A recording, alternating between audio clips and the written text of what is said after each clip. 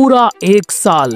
Can you believe it? Literally एक लंबा चौड़ा इंतजार, जिसके बाद फाइनली आज मैं लेकर आया हूँ लुकिज्म की entire timeline video.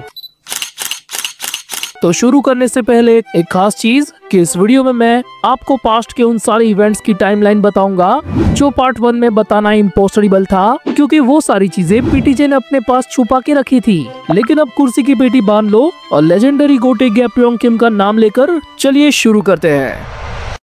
Pre generation 1985 गैप्योंग किम फिस्ट वर्सेस यामाजाकी क्लैन। इन दोनों के बीच की लड़ाई तकरीबन 2.5 से 3 साल तक चली थी, जिसके बाद 1987 के एंड में फाइनली गैप्योंग किम यामाजाकी को हरा देते हैं और ये हार का सदमा यामाजाकी के प्रेसिडेंट शिंगेन को काफी गहरा लगता है। बेचारा टोरा ओनी 7 सालों तक सदमा ओनी बन जाता है। इस पूरे टाइम पर 1988 में गैप्योंग किम पॉलिटिक्स में जाकर मुकी खाते हैं और वो बेचारे उस सदमे में पता नहीं किस जगह मुंह मारते हैं कि 1989 में अचानक से उनका पहला बेटा पैदा हो जाता है। जी हाँ, यहाँ पर बॉर्न होता है कीटे किम का। इधर दूसरी तरफ यामाजाकी अभी भी सदमे में होते हैं, लेकिन फाइनली 1994 में यामाजाकी का सेकंड इन कमांड शिंटारो गैप्योंग किम को हराने के लिए एक मास्टर प्लान बनाता है, जिसमें यामाजाकी के अंडर में आने वाली 8 फैमिलीज की 8 कुंवारी जवान महिला उनके प्रेसिडेंट शिंगेन के सामने अपना तन मन धन न्योछावर कर देगी और एक रिचुअल के थ्रू उनको अपना पति मानेगी। यानी कि ये सब करने के बाद शिंगेन के कई सारे बच्चे पैदा होंगे, जिनमें से कोई एक इकलौता ही ऐसा होगा जो सबसे परफेक्ट रिवर्स आइज वाला हो, और वही बनेगा आने वाले टाइम में यामाजाकी का मसीहा और हराएगा गैप्योंग किम को। ये बच्चा और कोई नहीं होता, ये होता है गन पार्क, जो 1995 में पैदा होता है। ये जो यामाजाकी का ये पूरा सारा लफड़ा है वो जापान के अंदर हो रहा है, क्योंकि साउथ कोरिया में से तो गैप्योंग किम ने कब का इनको भगा दिया। 1996 में गैप्योंग किम का दूसरा बेटा पैदा होता है उनकी इकलौती असली बीवी से, जो है हमारा जेक द बूटी किम। और उसके बाद 1997 में लुकिज्म के जे हाई वाले मेजॉरिटी कैरेक्टर्स पैदा होते हैं, लेकिन इसी साल से बुसान के अंदर एक छोटा सा भेड़िया पनप रहा होता है। कचरे के ढेर से निकला हुआ एक ऐसा बच्चा जो आने वाले टाइम में बुसान की इकलौती उम्मीद बनेगा। ईयर 2000 के अंदर जिनरैंग अपने माने हुए छोटे भाई को बचाने के लिए उस जंकयार्ड के थुल की ढुलाई कर देता है। अब यहाँ पर जिनरैंग की एज सिर्फ 7 से 8 साल की होती है, लेकिन अपने इस कारनामे के चलते वो बुसान गैंग की नजरों में आ जाता है और वो लोग उसे उसके दोनों भाइयों के साथ उठाकर पटक देते हैं फाइटिंग अरीना में, जहाँ पर वो लोग रोज नए नए फाइटर्स से फाइट करते हुए बुसान की पब्लिक का मनोरंजन करेंगे।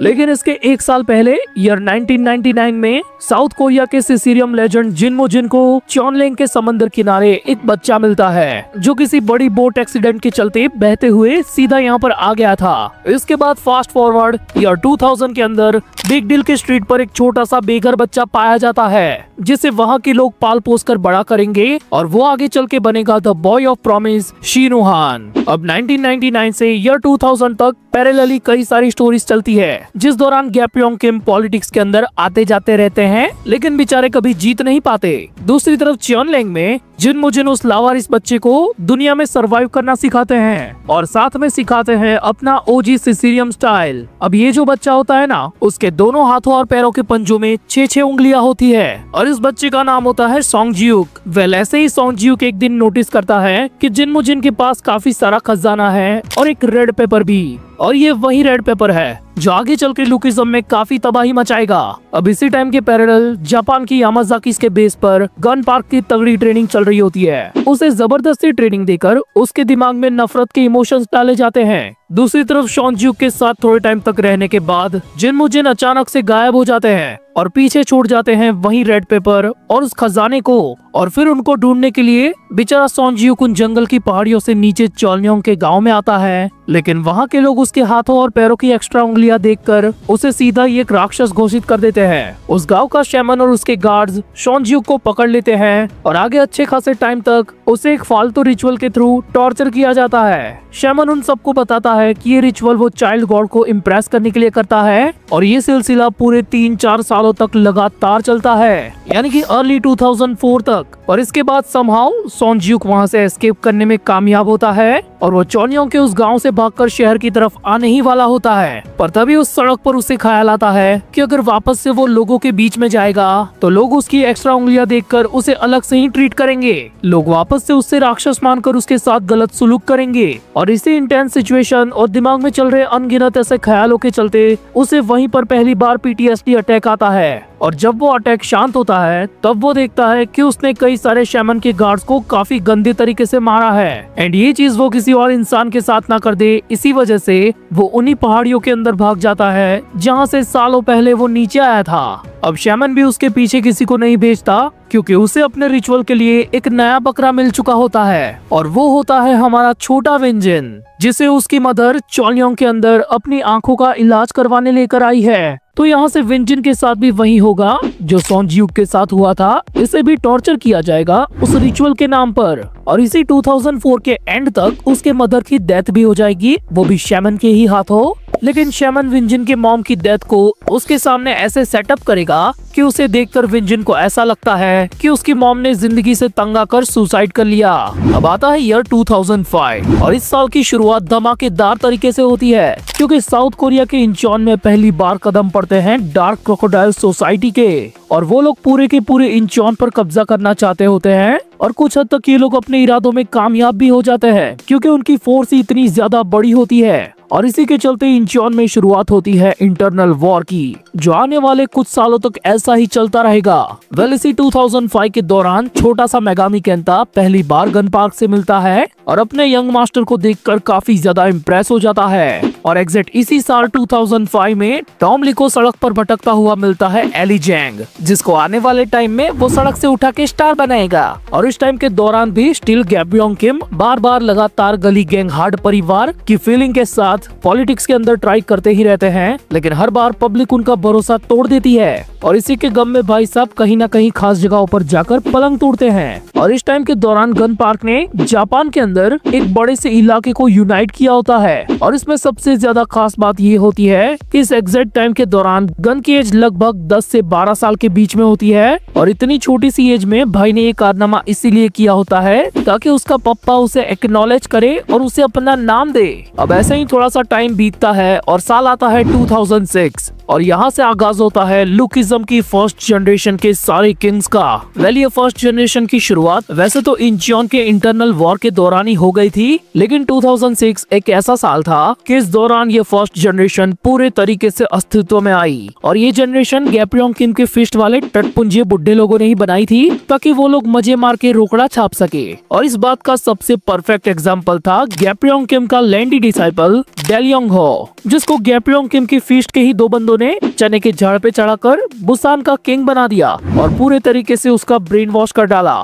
लेकिन सच कहूँ तो फर्स्ट जनरेशन के सारे किंग्स इतने भी लैंडी नहीं थे, क्योंकि तभी तो इस जनरेशन को जनरेशन ऑफ वॉर कहा गया है, क्योंकि इस टाइम के दौरान कुछ रीजन्स के किंग सचमुच में काफी ज्यादा येड़े थे, जैसे कि किंग ऑफ शियोल जिचेंक्वेक, किंग ऑफ एंशिएंट टेसोमा, किंग ऑफ डियागु गोंगशॉप जी, किंग ऑफ शुआन शोकुडुएंग और किंग ऑफ चॉनलैंग सोंजियुक। और ये सोंजियुक वही बंदा है जो चॉनलैंग के शैमन के पास से भागा था और वो PTSD अटैक के चलते पहाड़ों में चला गया था और तब से वो वहीं पर रहता है और उस पूरी जगह को प्रोटेक्ट करता है। एंड जो भी इन्वेडर्स वहाँ की जगह पर कब्जा करने आते हैं वो उन सबको जिन के सिसिरियम से पेल देता है। तो इवेंचुअली फर्स्ट जनरेशन में ये खबर फैल गई होती है कि सोंजियुक नाम का 6 उंगली वाला बंदा ही चॉनलैंग का किंग है। वेल इसी 2006 के दौरान इंचियोन की इंटरनल वॉर अलग मोड़ ले लेती है, क्योंकि उनके स्पीड सर्कल के खास मेंबर यूजे शियोन ने ही वहाँ के फॉर्मर किंग को धोखा दिया होता है और हाथ मिला लिया होता है डार्क क्रोकोडाइल सोसाइटी से, और इस वजह से आगे चल के उस किंग की डेथ हो जाती है और इंचियोन पूरे 2 पार्ट में डिवाइड हो जाता है और इन्हीं 2 पार्ट्स के 2 किंग्स बनते हैं जिनको कहा जाता है हाफ एस्ट किंग्स।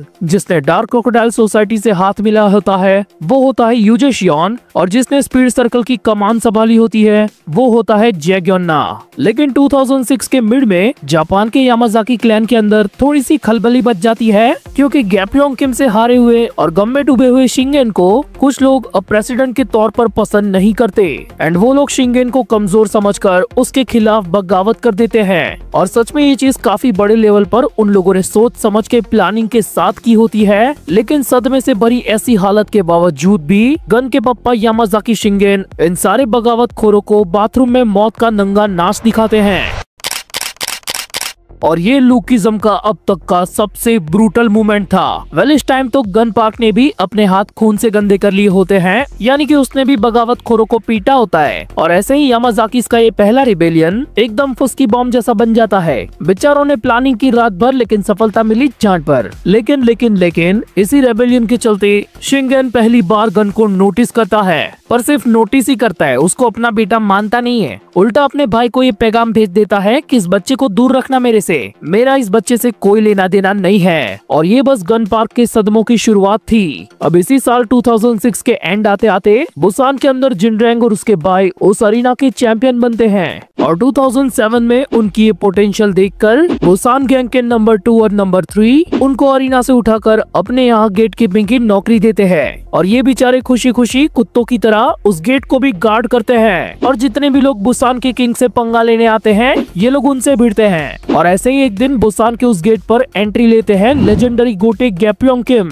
और इन बेचारों को पता ही नहीं होता कि सामने वाला बंदा कौन है, तो इनके बीच में थोड़ी सी ऐसी मुठभेड़ हो जाती है। लेकिन गैप्योंग किम जिनरैंग के अटैक को एक ही हाथ से रोक लेते हैं और उसके बाद उन सबको दिखाते हैं कि बाप बाप होता है। और यहाँ पर ये रिवील होता है कि बुसान का किंग ही गैप्योंग किम का डिसाइपल है और वो यहाँ पर उसे मिलने आए हैं। लेकिन उनके और जिनरैंग के बीच हुए इस इंसिडेंट के चलते जिनरैंग की अपनों को प्रोटेक्ट करने वाली पर्सनालिटी गैप्योंग किम को इम्प्रेस कर लेती है। अब इसी टाइम पर जापान के अंदर गन पार्क के सगे चच्चा यामाजाकी शिंटारो को उस यामाजाकी क्लैन की मिडवाइफ से अपनी असलियत पता चलती है। और ये दादी जी उसके सामने अपने आखिरी टाइम में ये रिवील करती है कि शिंगेन और शिंटारो, तुम दोनों में से बड़ा भाई असलियत में शिंगेन नहीं बल्कि शिंटारो तुम हो। दादी शिंटारो को बताती है कि मुझसे जवानी में थोड़ी सी गलती हो गई, उसी चक्कर में तुम्हारी नस्ल के साथ साथ थोड़ी सी फसल भी बिगड़ गई। और ये असलियत जानकर शिंटारो का खुद का मेंटल ब्रेकडाउन होता है। उसे ये महसूस होता है कि इन यामाजाकी के रस्मों रिवाजों के चलते उसने अपनी पूरी जिंदगी न्यौछावर कर दी और अपने छोटे भाई को अपना बड़ा भाई मानकर उसे अपना पूरा जीवन समर्पित कर दिया।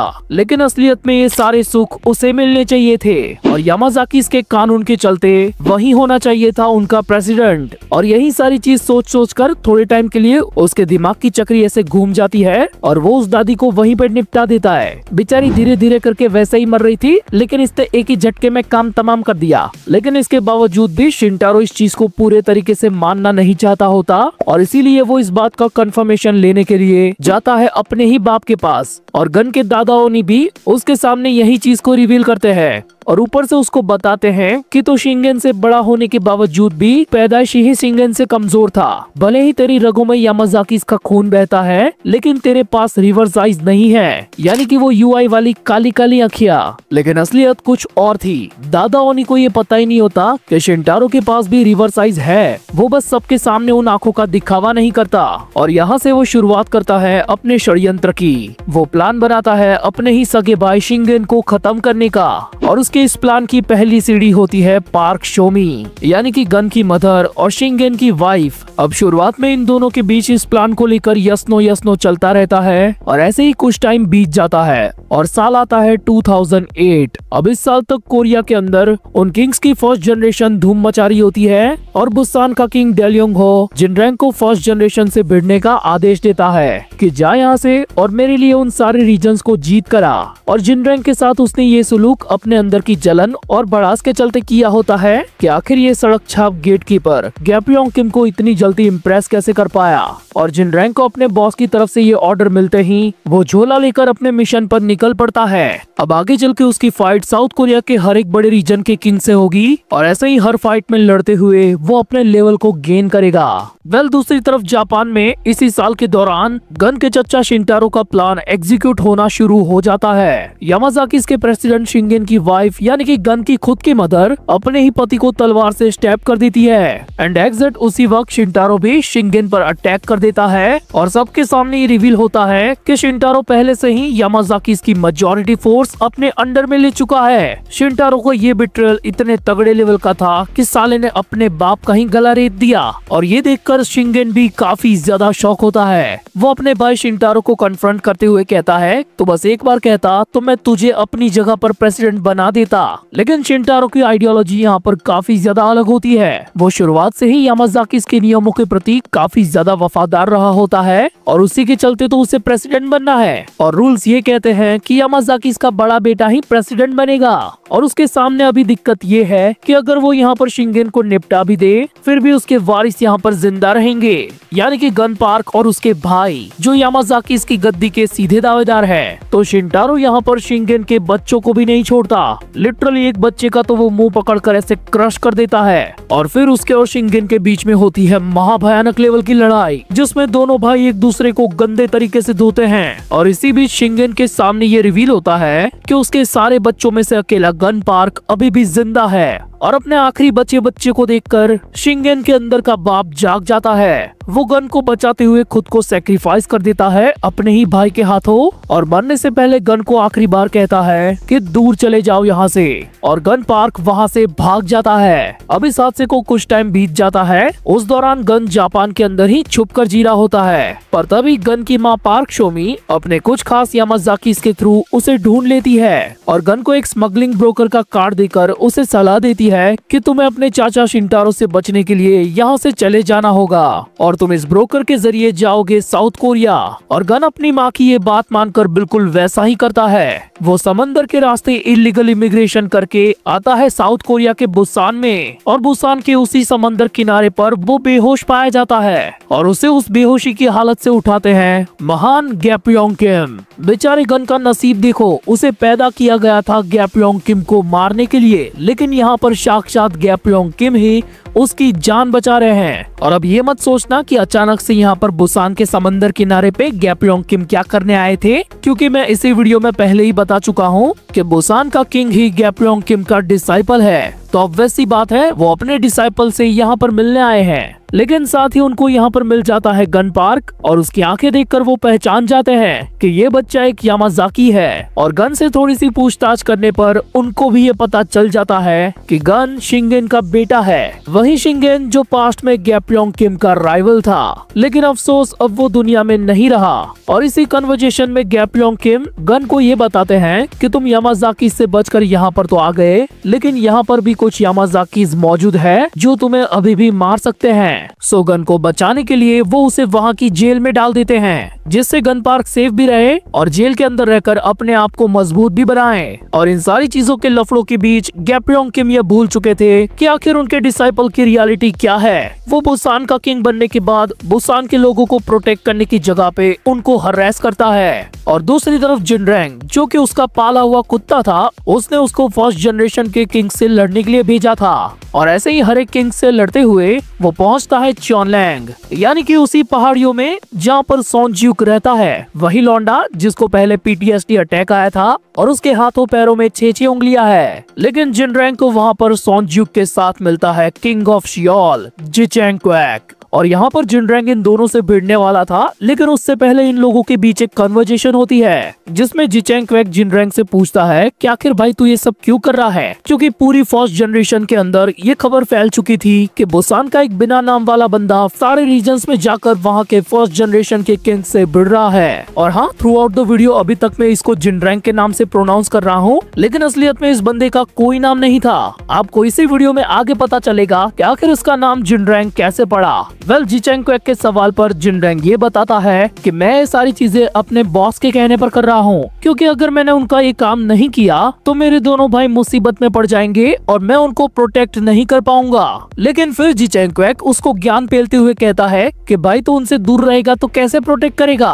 अगर तू सच में अपने भाइयों को प्रोटेक्ट करना चाहता है तो तुझे ये चीज उनके पास रहकर करनी होगी, न कि ऐसे भटकते हुए। और ये बात जानकर जिनरैंग को रियलाइजेशन होता है और फिर वो अपना वही झोला लेकर 2009 की शुरुआत में रिटर्न करता है बुसान में। और आते ही वो देखता है कि उसका बॉस डेलियोंग हो उसके दोनों भाइयों को पीट रहा है। और इस एग्जैक्ट मोमेंट पर वो भी अपने बॉस के अगेंस्ट चला जाता है और उसके सामने उसके ही मास्टर गैप्योंग किम का स्टांस ले लेता है और अपने अंदर के कन्विक्शन को अवेकन करके बिल्कुल गैप्योंग किम जैसे डिस्ट्रक्टिव मुक्कों से अपने ही बॉस बुसान के किंग को डिफीट कर देता है। और जिनरैंग के ये मुक्के इतने खतरनाक थे कि वो खाने के बाद डेलियोंग की वहीं पर मौत हो जाती है। और एग्जिट तभी अगेन वहाँ पर एंट्री होती है लेजेंडरी गोटे गैप्योंग किम की, और वो जिनरैंग के सामने ये रिवील करते हैं कि वो खुद भी यहाँ पर डेलियोंग को खत्म करने आए थे, क्योंकि उसके ये सारे बुसान पे हो रहे अत्याचारों के बारे में उनको बस अभी अभी पता चला। लेकिन ऑलरेडी जिनरैंग के हाथों डेलियोंग को मरा हुआ देखकर वो जिनरैंग को कहते हैं कि इन हालातों के अंदर तुमने अपनों को प्रोटेक्ट करने के लिए जो भी किया वो बिल्कुल सही था, लेकिन अफसोस तुम्हारे हाथों से एक क्राइम हुआ है तो तुमको उसकी सजा तो भुगतनी ही होगी। लेकिन उससे पहले गैप्योंग किम जिनरैंग से उसका नाम पूछते हैं और वो उनसे कहता है कि मेरा तो कोई नाम ही नहीं है, और तब जाकर गैप्योंग किम उसको जिनरैंग इस नाम से प्रोनाउंस करते हैं। फिर वहाँ पर पुलिस आती है और जिनरैंग को पकड़कर ले जा रही होती है, पर तब तक जिनरैंग बुसान का हीरो बन चुका था। चारों तरफ ये खबर फैल चुकी थी कि अरीना का फॉर्मर चैंपियन बुसान को बचाने वाला मसीहा बन चुका है, और ऐसे ही बुसान की जनता जिनरैंग को उसका नाम पूछकर उसे अपना किंग मान लेती है और वो बनता है the king of Busan wolf. तो मुझे पता है कि मैंने कहा था कि एंटायर टाइमलाइन वीडियो, और ये तो भाई अभी तक आधा भी नहीं हुआ। आप यही सोच रहे होंगे, पर मैं नहीं चाहता कि पूरी वीडियो के अंदर आपको हिलती हुई इमेजेस दिखाकर आपका टाइम वेस्ट करूं, और कैलकुलेशंस के मामले में तो मेरी गिनती और भी ज्यादा खराब है, और इसी वजह से मुझे ऐसी टाइमलाइन वाली वीडियोस में टाइम लगता है। सच में यार मुझे नहीं पता मैं क्या बोल रहा हूँ, लेकिन अगले हफ्ते संडे को सेकंड पार्ट की वीडियो आ जाएगी, तो उसके लिए इस वीडियो पर अपना प्यार बरसा दो, और बाकी के मजे के लिए आप मुझे इंस्टाग्राम पे भी फॉलो कर सकते हैं। आलू खाओगे? बोलो हाँ या फिर ना, कमेंट सेक्शन में सब करते हंगामा। आलू खाओगे? ये सवाल है वायरल, छोड़ो ज्ञान जान, ये है असली स्पाइरल।